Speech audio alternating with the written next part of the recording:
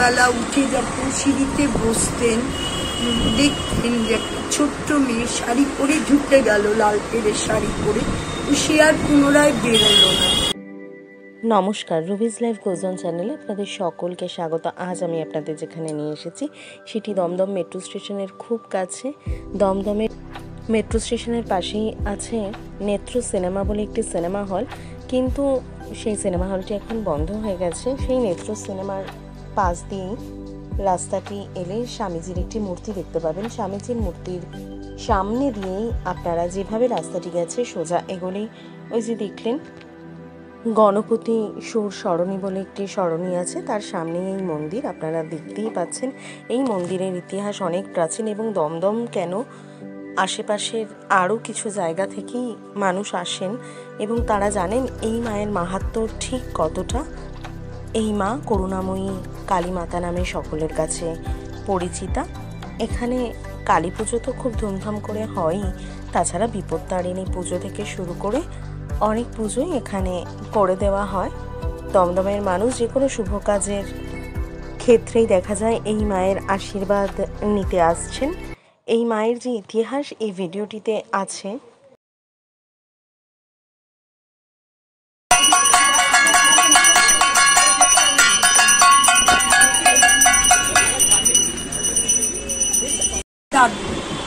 আমার দাদু এরকম কি বলবো, আমার দাদু এবি স্কুলের হেডমাস্টার ছিলেন। দাদুর নাম গোকুলচন্দ্র মুখোপাধ্যায়। এবার দাদু এই ব্রজবালা দাসী যে ভদ্র মহিলা, এই ব্রজবালা দাসী উনি হচ্ছে একজন কেট। তা ওই ভদ্রলোকের কাছে আমার দাদুর কাছে এই অমূল্যচন্দ্র গুই আসতেন। আমার দাদু, আমাদের আদি মন্দির হচ্ছে ট্রাম লাইনের ওপরে সিদ্ধেশ্বরী মন্দির। ওইটা হচ্ছে আমাদের কুমারটুলির একদম সামনে, যেটা মানে রোডের ওপরে, ট্রাম লাইনের ওপরে। ওইটা আমার দাদুর, ওখানে জাতুতো খুঁড়তুতো ভাই বোন থাকে। তা দাদু এরকম একদিন স্বপ্ন দেখছেন যে তুই আমাকে ওখান থেকে উদ্ধার কর। ওই তখন এটার নাম পটল ডাঙ্গা ছিল, তখন এখানে জঙ্গলে ভর্তি। তা দাদুকে বলেছিল আমাকে ওখান থেকে উদ্ধার করে আমাকে তুই প্রতিষ্ঠিত কর। তা দাদু এরকম সানডে দেখে এসেছিলেন, কারণ স্কুল বন্ধ। দাদু এসে গাছপালা সরাতে সরাতে দেখে একটা ছোট্ট শিলা। সেই শিলাটা আমাদের ভিতরেই আছে। ও আচ্ছা, মানে বেদির ভিতরে আছে? হ্যাঁ, বেদির ভেতরে আছে। তারপরে দাদুকে যেহেতু স্বপ্ন দিয়েছে, দাদু কুমোরটুলি থেকে লোক এনে এখানে মাকে প্রতিষ্ঠিত করেন। কিন্তু এই অমূল্যচন্দ্র গুই ভদ্রলোক, লোহার বিজনেস, ওনার অনেক পয়সা। তা উনি মানে তখনকার দিনে তো এরকম কেট রাখা যেত, তখন ওই ব্রজবালা দাসী বলে ভদ্রমহিলার সাথে ওনার অ্যাফেয়ার্স হতে একটি ছেলে জন্মগ্রহণ করে।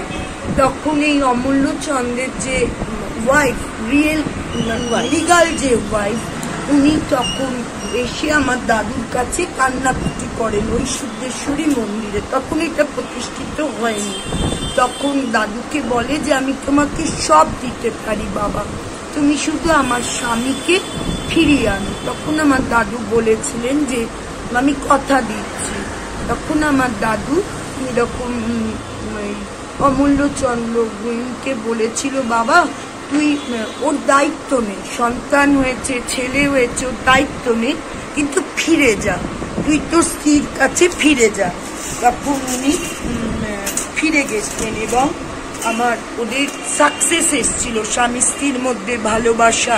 এবং ওই ব্রজবালা দাসীকে আমার দাদু বলাতে ওই অমূল্যচন্দ্র গুই তার সমস্ত সন্তানের দায়িত্বভার প্লাস বাড়ি টাড়ি টাকা পয়সাও দিয়ে ওনার কাছ থেকে সরে এসেছিলেন। তা সেইটাতে প্রচণ্ডভাবে খুশি হয়ে ওনার রিয়েল যে ওয়াইফ, উনি দাদুকে বলেছিলেন যে বাবা তোমাকে আমি কি দেব। তখন দাদু বলেছিলেন আমাকে কিচ্ছু দিতে হবে না, আমি মা পেয়েছি, তুমি আমাকে একটা মন্দির করে দাও। আমার দাদু এই বাড়িটা পুরো করেছেন জমি কিনে, এই প্রপার্টিটা পুরো দাদুর কেনা, দাদু বাড়ি ঘর সব করেছেন, কিন্তু মন্দিরটুকু ওই অমূল্যচন্দ্র গুই করে দিয়েছেন। তারপর থেকে আমার দাদু ওই বাড়ি ছেড়ে এই বাড়িতে চলে আসেন ঠাকুমাকে নিয়ে এবং তার 4 সন্তানকে নিয়ে। দাদু 5 ছেলে ছিল। বড় জ্যাঠা আমাদের ওইখানে ওই মন্দিরটা দেখেন, আর এইটা হচ্ছে আমাদের আমার মেজো জ্যাঠা, সেজো জ্যাঠা, আমার বাপি নব আর ছোট কাকু। এখন বাপিরা সব চলে গেছে, এখন আমরা ভাই বোনেরা মিলে এই মন্দিরটা দেখাশোনা করি, এটাই ইতিহাস। আচ্ছা, মানে ভোগ হয় মায়ের ভোগ হয়, অমাবস্যায় তো ভোগ হবেই, আর হচ্ছে পূর্ণিমাতে হয়, আর অন্য দিন আমাদের চিড়ে মুরগি দই মিষ্টি দিয়ে ভোগ হয়। রাত্রিরে শীতল হয়, সকালবেলা মাকে একটু মিষ্টি মুখ করাতে হয়। আর হচ্ছে কালী পুজোর দিন আমাদের মহাপুজোটা হয়, মানে যজ্ঞ টজ্ঞ সব কিছু কালী পুজোর দিন। হাড়ি কাঠ আছে, বলি হয় এখানে বলি হতো, সেটাও একটা ঘটনা। আমার বাপি একটা ছোট্ট রবীন্দ্রনাথ মুখার্জি একটা মানে একজন এসছিলেন, সেটা ছোট পাঠা নিয়ে ওকে বলি দেবে, তা বলি দেবার আগে ওই ওকেও কানে মন্ত্র দিতে হয়। তখন আমার বাপি যখন মন্ত্রটা দিতে যাবেন, এমন সময় ওই ছাগলটার চোখ দিয়ে জল পড়ছিল, তখন আমার বাপি মায়ের মুখটাই ওর মধ্যে ভেসে উঠেছিল। তখন আমার বাপি সেই থেকে বলিটাকে বন্ধ করে দিলেন, আর বলি হয় না। কিন্তু আমি তখন ছোট ছিলাম, দেখেছি বলি, কিন্তু আমি তারপরে আমার বাপি বন্ধ। আচ্ছা, মায়ের তো মানে অনেক মানুষ আসে দমদমের মায়ের কাছে, কিন্তু মায়ের কোনো অলৌকিক ঘটনা তুমি দেখেছো এরকম? আমি নিজে দেখেছি।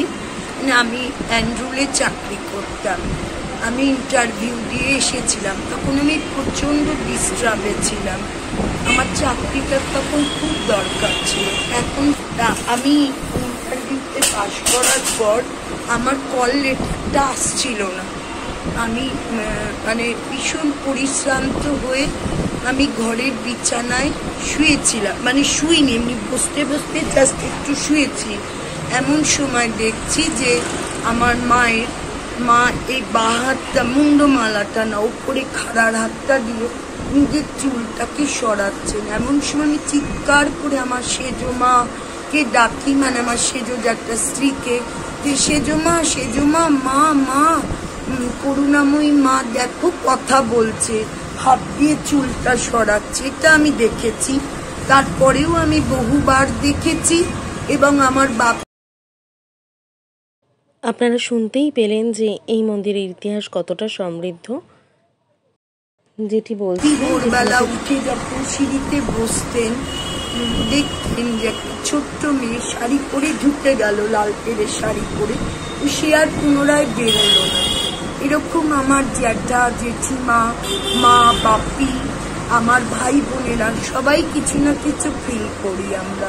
আর তুমি যদি তোমার কোনো কথা মন দিয়ে বলো, সেটা তোমার সাকসেস পাবে। মানে আমার জীবনে আমি সাকসেস পেয়েছি, সেটা দিয়েই আমি বলি। মানুষ এরকম আসে সাকসেস পেয়ে, মানে তোমার চোখে প্রচুর লোক আসে, প্রচুর লোক, একজন দুজন না, প্রচুর লোক আসেন যারা সাকসেস পেয়েছেন। তারা এমনকি বাংলাদেশ থেকে এসেও এখানে পুজো দিয়েছেন, ত্রিপুরা থেকে এসে পুজো দিয়েছেন। রিসেন্টলি এই পালাতেই একজন ভদ্রমহিলা, তার লাইফ ভীষণ ডিস্টার্ব, তার একটি ছেলে একটি মেয়ের চাকরির জন্য সেখানে ঘর ভাড়া করে এসে রয়েছেন। তা প্রতিদিনই ভাবেন এখান দিয়ে যাবার সময় আমার সঙ্গে কিছু কথা বলবেন এবং মাকে বলবেন আমার মাধ্যমে। তা এসেছিলেন, তার অনেক মানে তারপর থেকে আমি ওনাকে কি বলেছি আমি ডাকছি, আমি ওনাকে কি বলেছি জানি না। মেয়ের অ্যাপয়েন্টমেন্ট লেটারটা এসে গেছিল, মানে ব্যাংকে উনি এসে সেদিন বলে গেলেন। এগুলোই ছোটখাটো অনেক জিনিস তুমি এই মায়ের থেকে পেতে পারো। খুব ভালো লাগলো। যেমনটা শুনলেন যে মাকে কিছু বললে তা বিফলে যায় না। তাই আমার আজকের ভিডিওটি যদি ভালো লেগে থাকে অবশ্যই একটি লাইক, কমেন্ট এবং শেয়ার করে দেবেন। আর যদি আমার চ্যানেলে নতুন হয়ে থাকেন প্লিজ চ্যানেলটি সাবস্ক্রাইব করে দেবেন। ভালো থাকবেন, সুস্থ থাকবেন এবং সঙ্গে থাকবেন রুবিজ লাইফ গোজ অনের।